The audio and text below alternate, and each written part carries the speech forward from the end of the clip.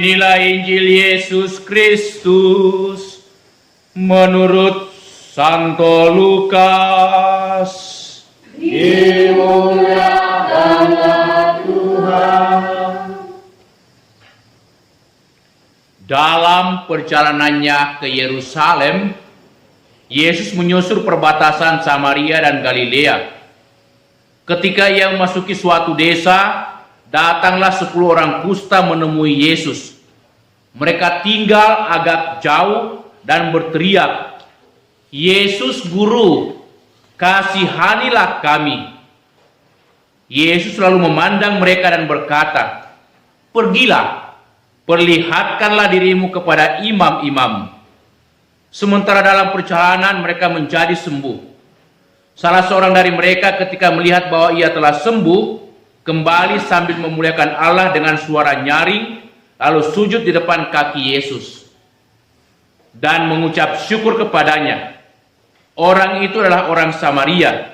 Lalu Yesus berkata, "Bukankah ke-10 orang kusta tadi semuanya telah menjadi sembuh? Di manakah yang 9 orang ini?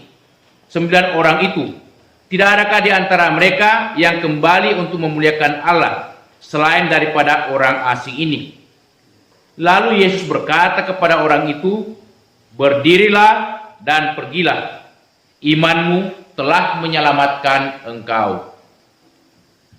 Demikianlah Injil Tuhan. Terpujilah Kristus.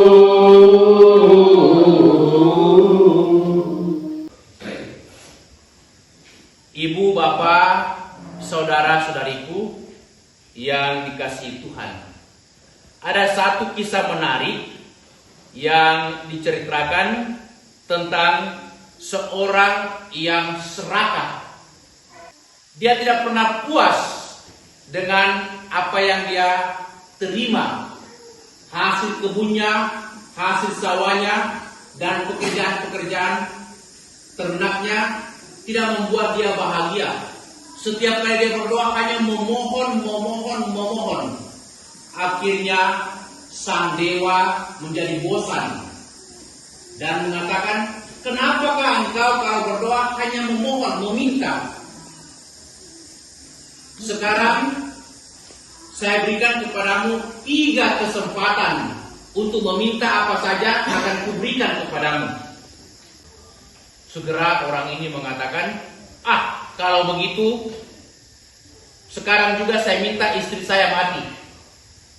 Sebab setiap hari dia mencela istrinya, bertengkar dengan istrinya. Tidak cocok, dia tidak pernah puas dengan apa yang istrinya kerjakan, masakan istrinya, semuanya dicela, tidak pernah bersyukur. Dan dewa itu mengatakan, "Baiklah, sekarang juga istrimu mati." Apa yang terjadi ketika istrinya meninggal? Banyak orang datang melayat. Mereka menangisi dengan terseduh-seduh karena kehilangan sahabat, kehilangan teman, kehilangan saudari mereka. Mereka mengungkapkan kisah bagaimana saudara mereka ini, teman mereka ini, itu orang yang begitu baik, begitu rendah hati, begitu murah hati. Mereka sangat merasa kehilangan. Mendengar kisah orang-orang lain yang datang melayat, dia baru sadar kalau ternyata istrinya itu baik. Ternyata dia mempunyai seorang malaikat yang sangat baik. Sehingga cepat-cepat dia minta kepada dewa itu, "Dewa, kembalikan istri saya." Dewa itu mengatakan, "Baik, kuturuti permintaanmu." Nah, sekarang sisa 1 permintaannya, karena sudah 2 kesempatan itu diberikan kepadanya, semuanya itu impas atau tidak ada apa-apa. Maka kesempatan terakhir ini dia tidak mau keliru, dia tidak mau salah lagi. Dia minta pertimbangan kepada teman-temannya, orang-orang di sekitarnya. Apa kiranya yang paling berguna? Apa kiranya yang paling baik bagi saya untuk saya minta kepada dewa? Karena satu hal yang saya mesti minta, dan itu kesempatan terakhir yang akan diberikan kepada saya. Teman-temannya ada yang mengatakan, "Minta supaya kamu umur panjang, tidak akan pernah mati." Wah, itu bagus.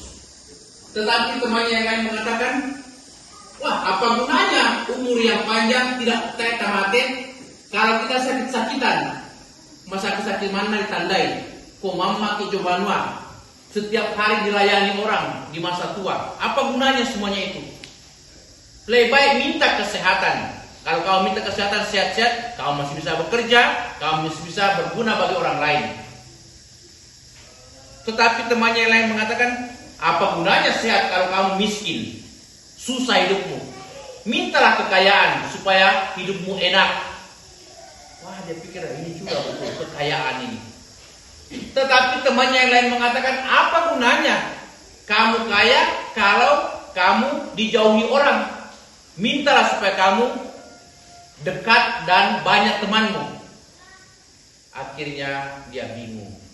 Yang mana sebenarnya yang mau diikuti? Begitu banyak nasihat, begitu banyak itu masukan, usulan.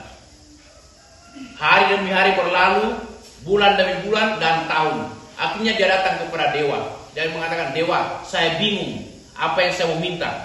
Berikanlah nasihat yang terbaik bagi saya, apa yang bisa saya minta kepadamu supaya saya tidak menyesal dan salah meminta. Sang dewa mengatakan, mintalah hati yang tahu bersyukur dalam segala hal. Hati yang tahu bersyukur dalam segala hal. Sebab dengan bersyukur engkau memperoleh berkat yang melimpah. Bapak, Ibu, saudara-saudari, kita mendengarkan kisah 10 orang kusta yang disembuhkan oleh Yesus, tetapi hanya satu saja yang kembali kepada Yesus mengucap syukur, ya, dan berlutut mencium tangan dan kaki Yesus. Yang lain tidak ada yang pulang bersyukur. Sehingga Yesus mengatakan, di manakah yang 9 orang yang sudah sembuh? Tidak adakah di antara mereka yang pulang memuliakan Tuhan dan bersyukur kepada Tuhan? Bisa kita bayangkan ya, orang kusta di zaman Yesus itu luar biasa penderitaannya.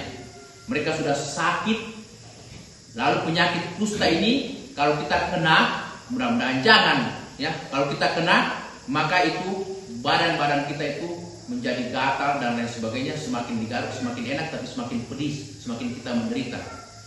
Orang-orang di zaman Yesus menganggap penyakit kusta adalah kutukan dan karena dia berdosa, maka orang seperti ini kalau kena kusta harus itu dihindari dan harus dijauh, diasingkan, disimpan di gunung atau di hutan-hutan atau di gurun pasir. Jangan sampai masuk ke kampung dan mempengaruhi atau membawa virus ini, karena nanti akan membuat orang berdosa, karena dia berdosa dan dia membuat penyakitan. Jadi orang kusta ini menderita luar biasa, double atau banyak sekali deritanya, karena pertama dia sakit-sakitan, tak ada obat waktu itu, tidak ada yang bisa menyembuhkan. Kedua, dia diasingkan dari masyarakat dan dari keluarganya. Penderitaan yang luar biasa. Kalau kita bisa bayangkannya, kalau kita sakit dan tidak ada yang datang mengunjungi atau menemani, betapa penderitaan itu luar biasa. Ketika bulan 6 yang lalu, ya, tahun lalu, saya itu kena COVID, itu rasa kesepian, rasa takut itu menyelubuhi seluruh kehidupan saya. Saya merasa, apakah saya masih sanggup untuk bangkit kembali, untuk hidup kembali? Apakah Tuhan masih memberikan kesempatan? Macam-macam penyakit, macam-macam pikiran muncul di kepala kita kalau kita mengalami sakit. Demikian juga orang yang kusta. Tetapi ketika mereka disembuhkan, betapa mereka bersuka cita, tetapi sayangnya tidak pulang kepada Yesus untuk mengucap syukur. Nah, kita semua diberikan kesempatan untuk hidup.